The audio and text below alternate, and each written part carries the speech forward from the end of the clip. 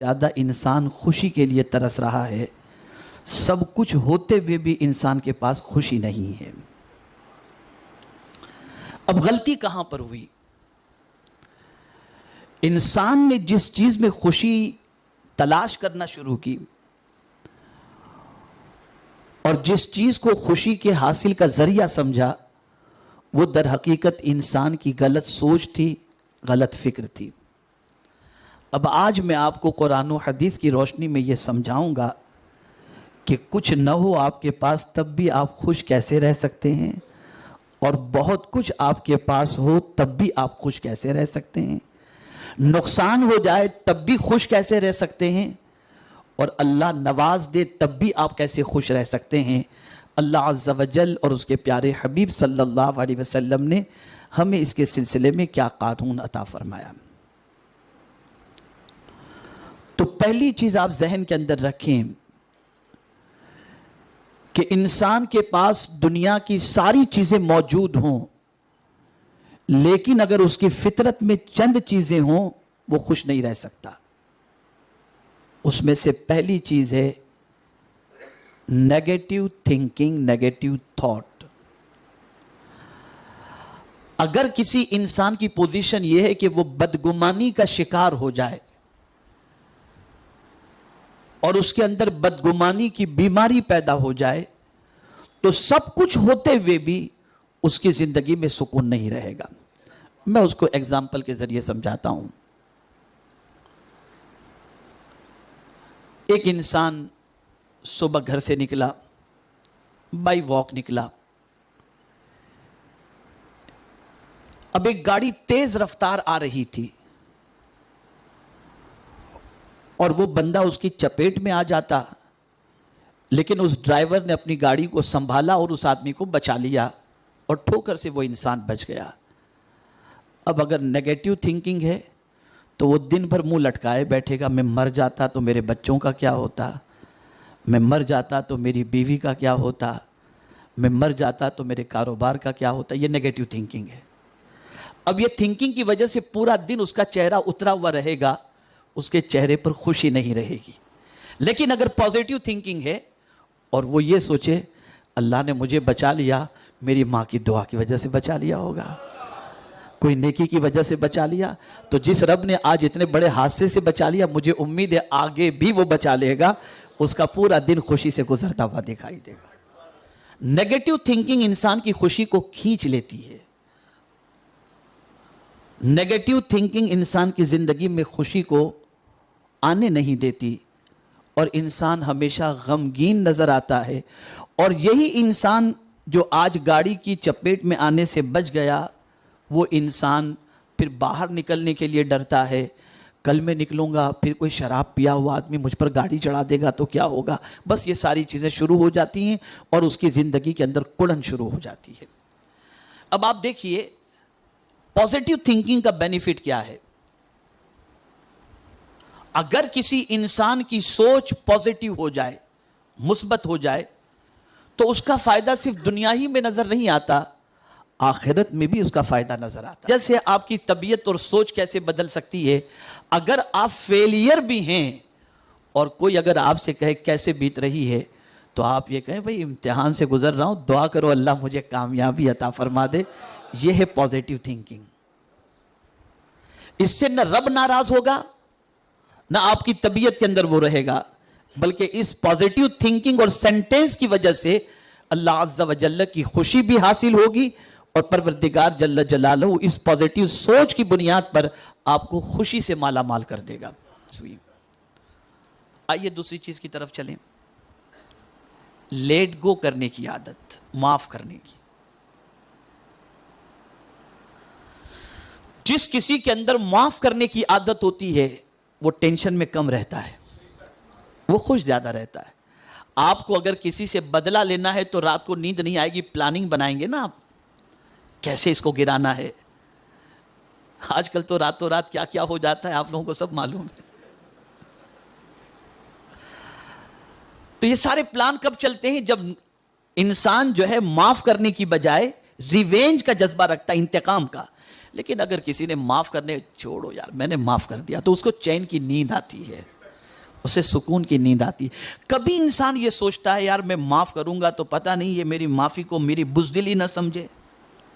شیطان وسوسے پیدا کرتا ہے, یہ بزدلی نہ سمجھے کہ یار اس میں طاقت نہیں ہے, اس کے لیے دیکھو لیٹ گو کر دیا. تو نہیں, کبھی انسان یہ سوچتا ہے کہ میں معاف کروں گا تو معاف کرنے سے میری عزت کم ہو جائے گی.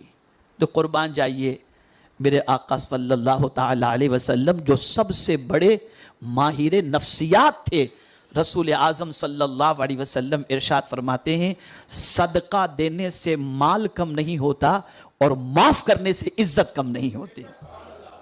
معاف کرنے والے کی عزت ہمیشہ بڑھتی چلی جاتی ہے. اسی لیے پیغمبر اعظم صلی اللہ تعالی علیہ وسلم سے ایک صحابی نے پوچھا حضور میں اپنے غلام کو, اپنے خادم کو دن میں کتنی غلطی کرے تو میں اسے معاف کروں؟ سرکار خاموش رہے. وہ پلٹ کر دوسری طرف سے آیا, سرکار میں اپنے خادم کی کتنی غلطیاں دن میں معاف کروں؟ سرکار پھر خاموش رہے. تیسری مرتبہ جب اس نے کویشچن کیا کہ میں اپنے خادم کی کتنی غلطیوں کو دن میں معاف کروں, تو میرے آقا صلی اللہ علیہ وسلم نے فرمایا 70 غلطیاں اگر تمہارا خادم دن میں کرے تو تم اس کی 70 غلطیوں کو معاف کر دو. اب ایک چھوٹی سی بات, آپ نے دیکھا ہوگا بہت سارے ایسے ایمپلائی ہوتے ہیں جو پہلے ایمپلائی ہوتے ہیں اور ہم سے کام سیکھ کر ہمارے پاس کام کر کے کبھی ان کو ہم نے کوئی سخت جملہ کہہ دیا تو وہی سخت جملہ ہمیں اس کا دشمن بنا دیتا ہے, اور پھر وہ ہمارے یہاں سے کام چھوڑ کر ہماری ہی آئٹم کی دکان ہماری ہی دکان کے سامنے کھول کر کے بیٹھ جاتا ہے, اور پھر اس کے بعد ہم سر پکڑ کر کے بیٹھتے ہیں اور کہتے ہیں یار اس وقت میں غصہ نہیں کیا ہوتا تو آج میرا دشمن بن کر سامنے تو نہیں کھڑا ہوتا. رسول اعظم یہ جانتے تھے اور چاہتے تھے کہ امتی کو خوشی ملے, اس لیے سرکار نے فرمایا تمہارا خادم دن میں 70 ٹائمز مسٹیک کرے تو یہ معاف کر دینا تمہارے لیے ایزی ہوگا, اس لیے کہ معاف کرو گے تو وہ تمہارا دشمن نہیں بنے گا, معاف کرنے پر تمہارا وہ احترام کرے گا اور عزت تمہاری کرتا ہوا رہتا ہے. اور خود پریکٹیکل لائف میں حضور صلی اللہ علیہ وسلم نے ایسا ہی کیا.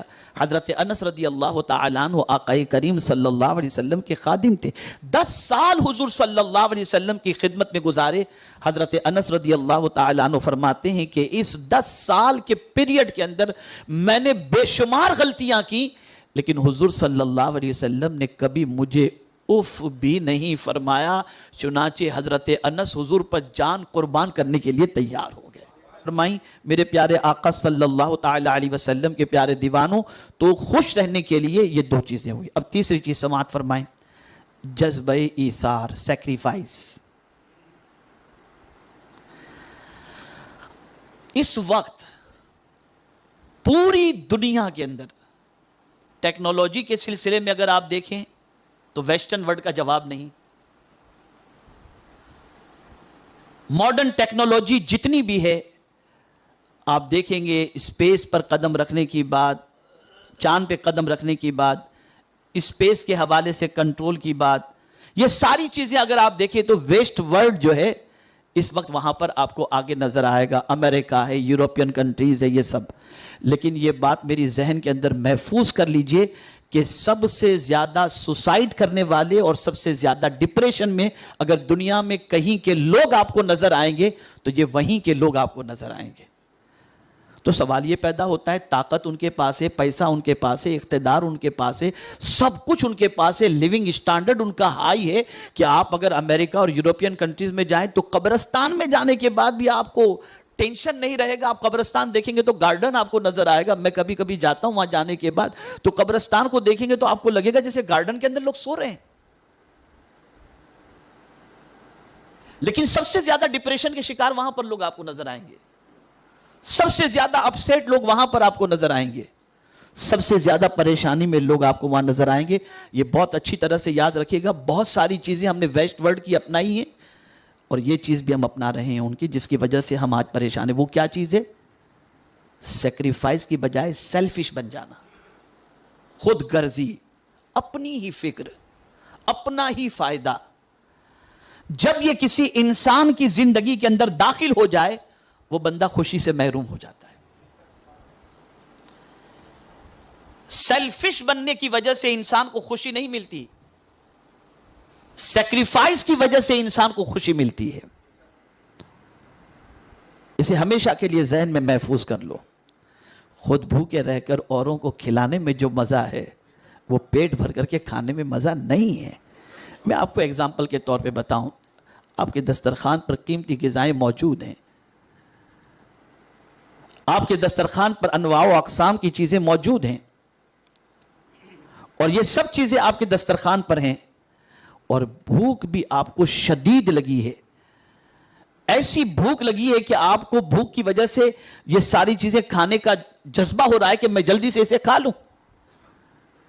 لیکن اتنے میں دروازے پر کوئی دستک دیتا ہے اور کہتا ہے میں بھوکا ہوں, اللہ کے نام پہ مجھے کچھ دو.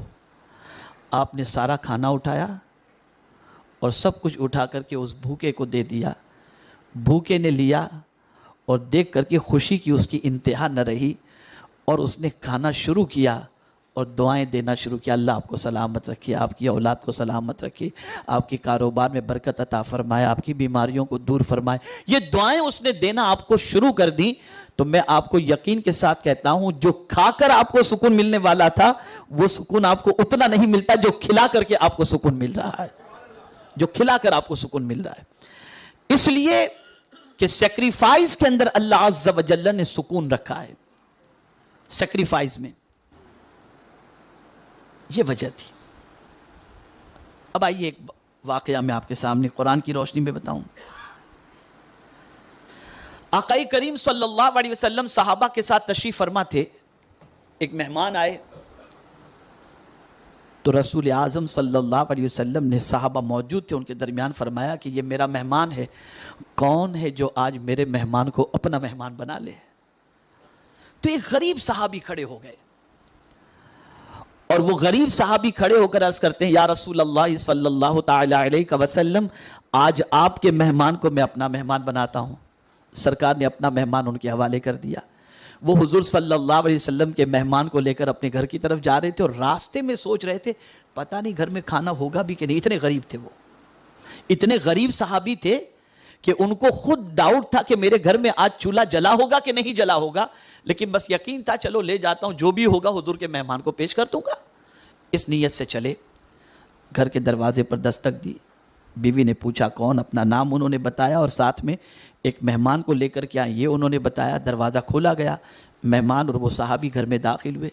مہمان خانے میں سرکار کے مہمان کو انہوں نے بٹھایا اور خود جو ہے اپنی بیوی کے پاس پہنچے, اور بیوی سے کہا کہ آج ایسا معاملہ ہوا کہ محفل میں ہم بیٹھے ہوئے تھے, اور بھی کئی صحابہ تھے. حضور صلی اللہ علیہ وسلم نے فرمایا آج کون میرے مہمان کو اپنا مہمان بناتا ہے, تو میں نے یہ ذمہ داری اور یہ سعادت میں نے قبول کر لی. اب میں حضور کے مہمان کو لے کر کے آیا ہوں, ذرا یہ تو بتاؤ گھر میں کچھ کھانے کو ہے کہ نہیں. بیوی مسکرائی, بولی کہ دیکھیے ایسا ہے کہ اپنے 2 بچے ہیں, اور کھانا اتنا ہے کہ میں نے ان 2 بچوں کے لیے بنایا ہے, اور 2 بچوں کو ہو سکے اتنا ہی کھانا ہے. آپ کے ہمارے لیے تو کچھ کھانا گھر میں ہے ہی نہیں کہ بنا سکیں. تو بولے اب حضور کے مہمان کا کیا کریں.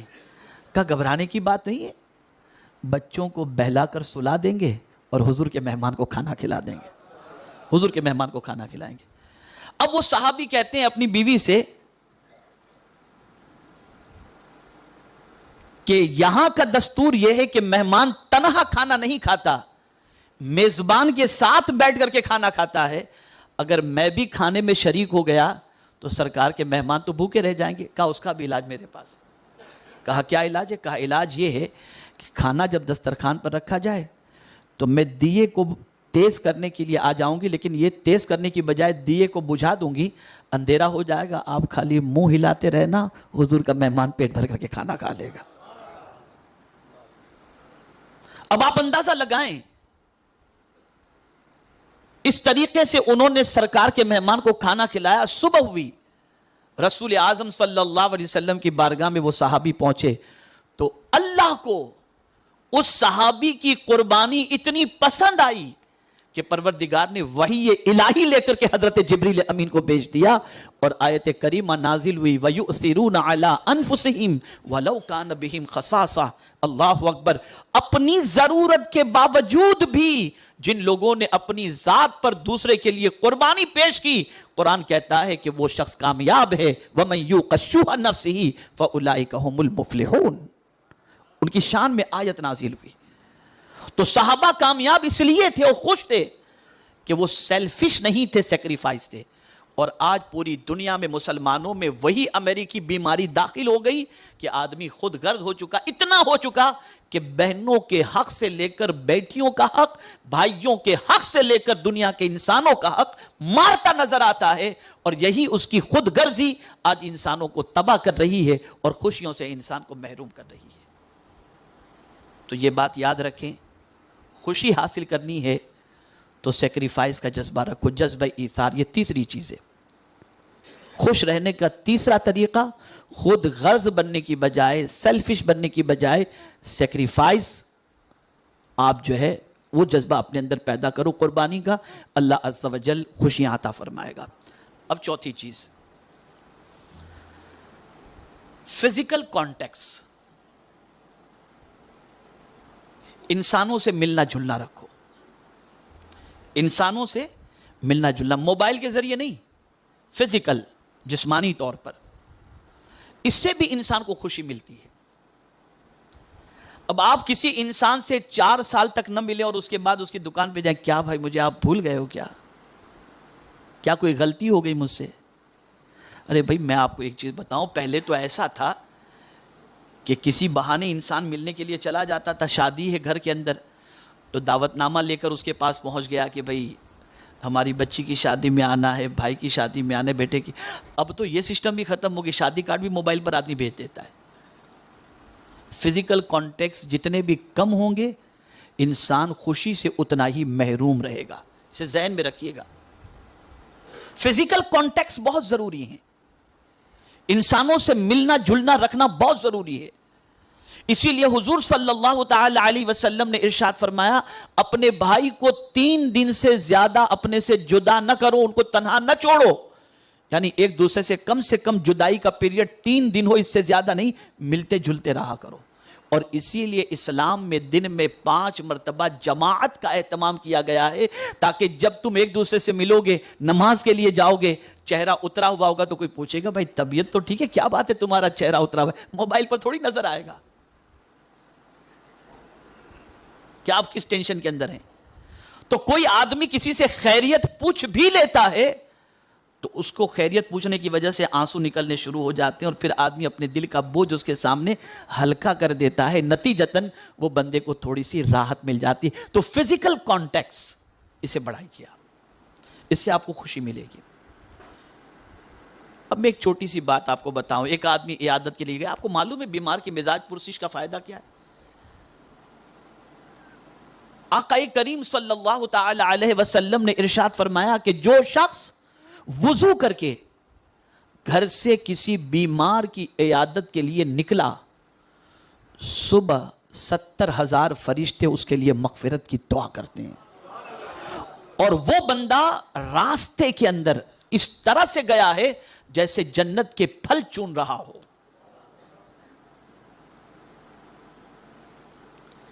لیکن آج آدمی بیمار کی عیادت کے لیے گیا تو وہاں بھی اب کیٹیگری ہو گئی ہے. غریب بیمار ہے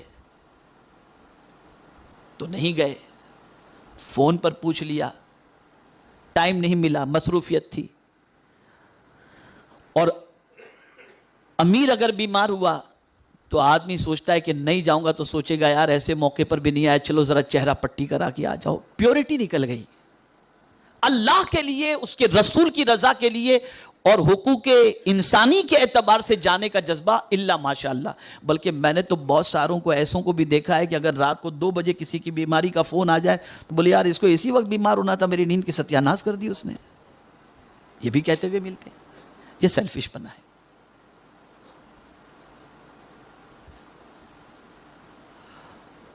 اب اگر کوئی فون پر کہہ دے کسی سے تو گھبرانا نہیں, جو بھی کام ہو مجھے بتا دینا, تو آدمی سوچے گا کیا بتاؤں جب اس کے پاس اتنا ٹائم نہیں ہے کہ آ کر کے میری طبیعت دیکھے, اب یہ فون پہ بات کر رہا ہے. لیکن اگر آپ اس کے پاس پہنچے تو فائدہ اس کا نہیں ہے. سن لیجئے گا جو بات میں کہنے جا رہا ہوں, فائدہ صرف اس کا نہیں ہے, آپ کا بھی فائدہ ہے. آپ کا فائدہ کیا ہے کہ حضور فرماتے ہیں کہ بیمار کی دعا اللہ رد نہیں فرماتا. آپ نے اس کی طبیعت پوچھی، آپ نے اس کے تکیے کے نیچے کچھ رقم رکھ دی، غریب تھا، طبیعت پوچھی اور کہا میں نے کچھ رکھ دیا، آپ فکر نہیں کرنا، یہ کام آ جائے گا آپ کو، خدا کی قسم آپ جائیں گے وہ دیکھے گا پہلے اور پھر وہیں سے دعا کرے گا۔ حضور فرماتے بیمار کی دعا پر اللہ کے فرشتے آمین کہتے ہیں۔ اسی لیے سرکار صلی اللہ علیہ وسلم فرماتے ہیں کہ قیامت کے دن بندہ رب اپنے بندوں سے پوچھے گا میرے بندے میں بیمار تھا تو میری طبیعت پوچھنے نہیں آیا؟ رب فرمائے گا میرے بندے میں بھوکا تھا تو کھانا کھلانے نہیں آیا؟ بندہ عرض کرے گا مولا ساری کائنات کو تو ہی کھانا کھلاتا ہے اور ساری کائنات کو تو ہی شفا عطا فرماتا ہے، تو میرا رب ارشاد فرمائے گا میرے بندے فلاں بھوکے کو تو کھانا کھلاتا تو اس کے پاس تو مجھے پا لیتا، اور فلاں بیمار کی عیادت کے لیے تو جاتا تو اس بیمار کے پاس تو مجھے پا لیتا۔ تو یہ ساری چیزیں ختم ہو گئیں اور ہم نے physical context day by day ہمارے کم ہو گئے۔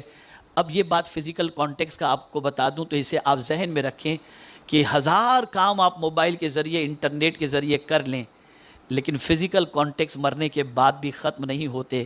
مر گئے تو آپ کو 4 آدمی ہی کاندھے پر اٹھا کر قبرستان لے کر کے جائیں گے، وہاں وہ فزیکل کانٹیکس ہی کام آئے گا آپ کو، وہی قبرستان آپ کو پہنچائیں گے۔ اور جب تک آپ کی قبر کے پاس وہ انسان کھڑا ہے، میت کو اس کھڑے رہنے والے سے جو ہے راحت پہنچتی ہے، فائدہ پہنچتا ہے۔ تو فزیکل کانٹیکس یہ خوشی کا ایک اہم ذریعہ ہے، اس لیے آپ آپس میں ایک دوسرے سے ملا کریں، کبھی بہن کے گھر چلے گئے، کبھی بھائی کے گھر چلے گئے، کبھی دوستوں کے گھر چلے گئے، ملنے کی عادت رکھیں، اور صرف موبائل ہی کے ذریعے رابطے پر پوری زندگی نہ تمام کر دیں کہ 10 سال کے بعد دیکھیں تو یار آج میں تمہاری شکل دیکھو کتنے تم بدل گئے، آدمی کتنے تم بدل گئے، حالانکہ روز واٹس ایپ پر لگے رہتے تھے، روز فون پہ لگے رہتے تھے، لیکن معلوم نہیں تھا کہ اتنا بدلا ہوا بندہ ہوگا۔ 10 سال کے بعد یار تمہاری داڑھی کے بال سفید ہو گئے، تم تو پہلے موٹے نہیں تھے ابھی تو موٹے ہو گئے، پہلے کتنے دبلے تھے۔ تو یہ حال تو ہمارا ہو چکا ہے۔ تو فزیکل کانٹیکس بڑھائیے کہ ان چیزوں کو آپ اختیار کریں گے تو انشاءاللہ العظیم آپ کا دن خوشیوں سے انشاءاللہ بھرا ہوا گزرے گا۔ پہلی چیز، ہمیشہ باوضو رہنے کی عادت بنائیے، یہ پہلی چیز ہے۔ آپ باوضو رہیں گے نا تو انشاءاللہ آپ کو بہت خوشی محسوس ہوگی، اپنے آپ کو لائٹ فیل کریں گے۔ تو ہمیشہ باوضو رہنے کی کوشش کریں۔ فجر کی نماز تو پڑھنی ہے انشاءاللہ، لیکن فجر کی نماز کے بعد صبح یاسین شریف کی تلاوت کی عادت بنائیں، پورا دن انشاءاللہ خوشی میں آپ کا گزرے گا۔ یاسین شریف صبح پڑھ کر نکلیں گے انشاءاللہ پورا دن خوشی سے گزرے گا۔ تیسری چیز، صدقہ دے کر کے نکلا کرو، چاہے 1 روپیہ ہی کیوں نہ ہو، لیکن روزانہ صدقہ نکالو۔ آپ صدقے کی وجہ سے بلائیں ٹلتی ہیں، اور بلائیں ٹلیں گی تو خوشی نصیب ہو جائے گی انشاءاللہ۔ تو صدقہ ضرور نکالا کرو۔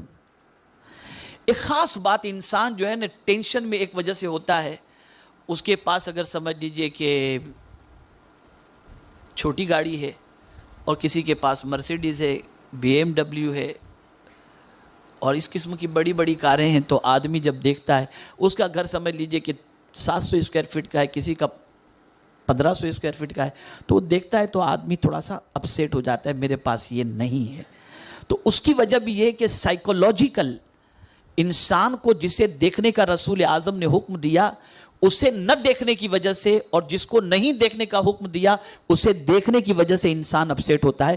تو حضور کا یہ فرمان ہمیشہ کے لیے ذہن میں رکھو، قسم سے میں آپ کو کہتا ہوں واللہ آپ کی زندگی میں خوشی خوشی نظر آئے گی۔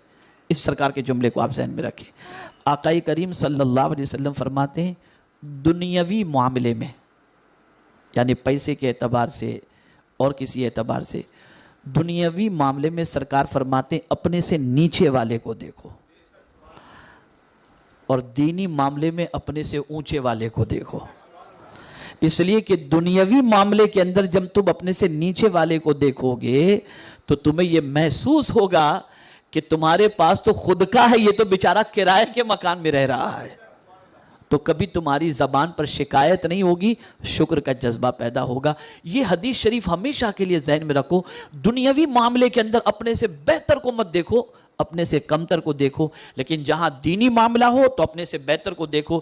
یار میں تو بڑی مشکل سے 5 وقت کی نماز پڑھتا ہوں، یہ تو یار تہجد کا پابند ہے، اوابین کا پابند ہے، ہر 3 دن میں قرآن شریف ختم کرنے کا پابند ہے. تو جب دینی معاملے میں اس کو دیکھو گے تو اس کے جیسا بننے کا شوق پیدا انشاءاللہ ہوگا. تو دینی اعتبار سے اپنے سے بہتر کو دیکھو، دنیاوی اعتبار سے اپنے سے کمتر کو دیکھو. اسی طریقے سے ایک اور چیز، مصنوعی تقدس اور مصنوعی ہائی فائی لباس اور ہائی فائی زندگی مت گزارو. کبھی آدمی کے پاس ہوتا کچھ بھی نہیں ہے، لیکن اسٹیٹس مینٹین کرنے کے لیے آدمی قرض لے کر بینک سے، اس سے وہ دنیا کو دکھاتا ہے کہ میرے پاس بہت کچھ ہے. تو یہ دنیا کو دکھانے کے لیے آرٹیفیشل جو کچھ وہ کر رہا ہے، اس سے اندر سے اسے خوشی نہیں ہوگی. یاد رکھیے گا، آرٹیفیشل بناوٹی مالداری کے دکھاوے سے انسان کو اندر سے خوشی نہیں ہوگی. اندر سے خوشی اس وقت ہوگی جس حال میں وہ ہے، اس حال میں وہ رہے گا تو وہ خوش ہوگا. جیسے مثال کے طور پر سمجھ لیجئے کہ ایک آدمی بھائی ماشاءاللہ کسی کی گاڑی میں، جیسے ہم لوگ ہیں، ہم لوگوں تو گاڑیاں لینے آتی ہیں، چھوڑنے آتی ہیں. اب کوئی BMW آ گئی، اب ہم سے کوئی کہے کسی بڑے کے یہاں گئے، حضرت کب آپ نے BMW خریدی؟ اب میں بولوں کہ یار اس نے یہ سوچا ہے نا، ہاں میں نے کل خریدی. فائدہ نہیں ہوگا. ہم کہیں بھائی ہمارے پاس تو بائک بھی نہیں ہے، ہم تو الحمدللہ جو آتا ہے لے جاتے ہیں، اس کے ساتھ چلے جاتے ہیں. تو اندر سے ہمیں خوشی ہوگی، اندر سے خوشی. جو تھے ہم نے بتا دیا، جو تھے ہم نے بتا دیا. اب ہم زبردستی دنیا کو دکھانے کے لیے بہت کچھ، اپنی طاقت نہیں ہے، اور ہم کچھ جیسے شادیوں میں انسان کی پوزیشن ہوتی ہے کہ اتنا خرچ نہیں کر سکتے، لیکن دنیا کو دکھانے کے لیے اس سے قرض انٹرسٹ سے پیسہ لے کر کے، اور یہ کتنی اچھی شادی ہو، اگر بعد میں شادی ختم ہوئی اور دروازے پر مانگنے والے آئے تو ٹینشن شروع ہو گیا. تو کبھی بھی زندگی میں خوش رہنے کے لیے سادگی اختیار کرو، اور جس پوزیشن میں ہو اس پوزیشن کے اندر رہنے کی کوشش کرو. آرٹیفیشل کوئی چیز اپنی زندگی میں لا کر اپنے آپ کو بڑا ظاہر کرنے کی کوشش مت کرو. زندگی میں ہمیشہ پرسکون رہیں گے. شکر کی عادت، جس حال میں اللہ تیرا شکر ہے، شکر کی عادت اپنے اندر. ایک اور چیز، خوش رہنا ہے تو نماز تہجد کی کوشش کریں. یہ روحانی اعتبار سے نماز تہجد کی بڑی برکتیں ہیں. تو خوش رہنے کے لیے نماز تہجد کی، اسی کے ساتھ نماز باجماعت کا اہتمام، اسی کے ساتھ تلاوت قرآن مقدس کی کثرت اور ترجمہ اس کا پڑھنے کی کوشش کریں، اور اسی کے ساتھ نیک لوگوں کی صحبت، یہ سب سے اہم ہے. نیک لوگوں کی صحبت میں رہیں گے تو سوچ اچھی بنے گی. اب یہاں مجھے یاد آ رہا ہے ایک واقعہ. حضرت عبداللہ ابن عباس رضی اللہ تعالی عنہما سرکار صلی اللہ تعالی علیہ وسلم کی خدمت میں لگے رہتے تھے. مصلی بچھا دینا، وضو کے لیے پانی رکھنا، یہ ان کی عادت تھی. اب چونکہ حضور صلی اللہ علیہ وسلم کی صحبت ملی تھی تو بڑی صحبت ہوتی ہے تو سوچ بڑی بن جاتی ہے. تو ہوا یوں کہ ایک دن حضور صلی اللہ علیہ وسلم کی رحمت جوش میں تھی. سرکار نے حضرت عبداللہ ابن عباس کی خدمت سے خوش ہو کر ارشاد فرمایا، عبداللہ مانگو کیا چاہیے. تو قربان جائیے، حضرت عبداللہ نے حضور کی صحبت پائی تھی نا، تو عرض کرتے ہیں حضور دعا کریں اللہ مجھے قرآن کا فہم عطا فرما دے، قرآن سمجھنے کی طاقت اور توفیق عطا فرما دے. سرکار نے دعا فرما دی. آج 1450 سال گزر گئے، سید المفسرین کی حیثیت سے کوئی اور نہیں ہے، حضرت عبداللہ ابن عباس ہیں. اور صحابہ میں قرآن کی آیت کے سلسلے میں جب سرکار صلی اللہ علیہ وسلم کے صحابہ ایک دوسرے کی رائے معلوم کرتے کہ اس آیت کے بارے میں اس کا مفہوم تم کیا سمجھ رہے ہو، تو جب 2 صحابہ کی رائے پیش کی جاتی تو سب سے زیادہ پرائرٹی حضرت عبداللہ ابن عباس کی رائے کو دی جاتی تھی، اس لیے کہ بڑے کی صحبت انسان کو بڑا بنا دیتی ہے اور بڑی سوچ عطا کرتی ہے.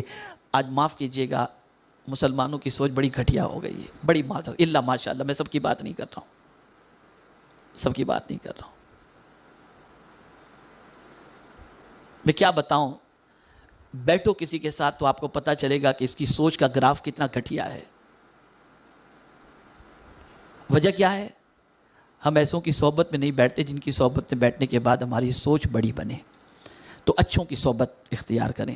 آخری بات، درود شریف اور استغفار کی کثرت، اسے اٹھتے بیٹھتے چلتے پھرتے درود شریف بھی پڑھا کریں، اور اللہ عز و جل کی بارگاہ میں مغفرت کی بھیک بھی مانگا کریں انشاءاللہ. ناظرین اکرام، اسی طرح کے اور واقعات اور بیانات سننے کے لیے چینل کو سبسکرائب کریں، بیل آئیکن کو دبائیں تاکہ اگلے آنے والے ویڈیو کا نوٹیفیکیشن ترنت آپ کے پاس پہنچ جائے۔